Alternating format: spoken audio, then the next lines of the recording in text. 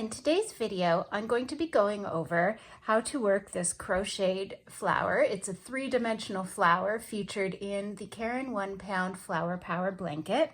It's a really cute little embellishment that would be adorable on many projects, not just the blanket. And it's really easy to work into a project, especially if you're working it in basic stitches like DC. Okay, so I'll just go over the first thing we do. I've worked a swatch where I have the 2 rows where I chain 1 and skip a DC so that I have this happening. And then we make the row that is like the stem of the flower. So I've joined my green at the beginning of the row and I'm working across.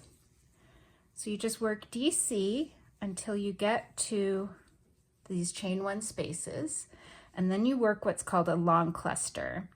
So yarn over your hook, and you're going to insert your hook 2 rows down into that DC that you skipped, and you're going to pull up a long loop. The long loop is the key here. When you pull it up, you want it to be the same height as the row of stitches that you're working. If you don't pull it up enough, it's gonna kind of dip down in there. So pull it up, yarn over hook, and you're still keeping that long length there so that you're the same height as your DCs, and pull through just the first 2 loops on your hook. And you're going to do that 4 times total. So 2, yarn over hook, first 2 loops. So now I have 3 loops on my hook. Again, now I have 4 loops on my hook, and my last one, yarn over hook. So now I have 5 loops on my hook. I'm going to yarn over and pull through all of them. And then I'm just going to work in DC until my next chain 1 space, or in my case, till the end of the row. Now we're only working 1 row in this green color. So at the end of this row, you're going to fasten off, and you're going to join your flower color at the beginning of the row to work your row of flowers. Okay, so now it's time to work the row where we're actually working the little flower. So I fastened off at the end of the row where I'm working the long clusters, which create the stem of the flower. And I have joined my new yarn, my new color, on the right side at the beginning of the row, and I'm working along.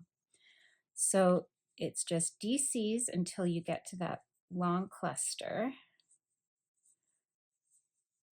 And then at the top of that long cluster, I'm going to work 2 DC stitches in there. And we're going to actually be working the petals around the legs of these DC stitches. So turn your work slightly so that this second DC that you just worked is facing you. And to work the first petal, chain 2, and then 2 DC, and you're working them around the leg of that stitch like this. Just around, you're inserting, picking up the loop, and working your DC. To finish off the first petal, we chain 2, and then slip stitch into that space around the DC. And we're going to do that 3 times on this side. So chain 2 again to start your next petal, 2 DC around here, chain 2, slip stitch, and again the last petal.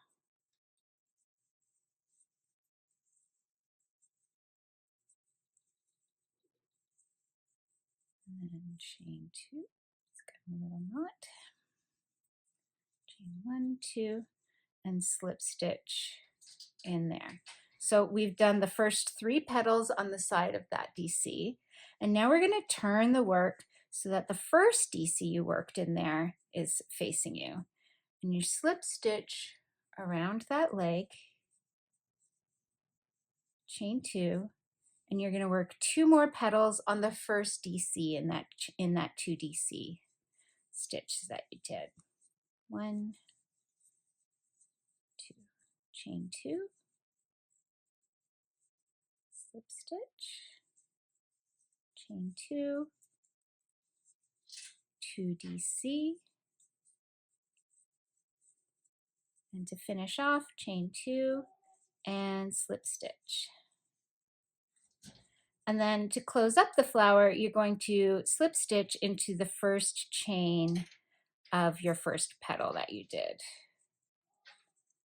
And you're going to chain 2. This is going to be kind of behind the flower, and then you're going to continue along in DC. Okay, and then after you finish that row of DC and flowers, then you're going to turn and work HDC in each DC across. The only difference here is that when you work in DC and then you get to the chain 2 behind your flower, you're just going to work 1 HDC in that chain 2 space and then continue on in HDC in each DC till you either get to the next chain 2 space or the end of your row.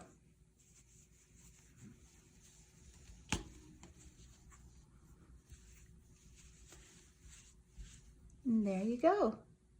Super cute.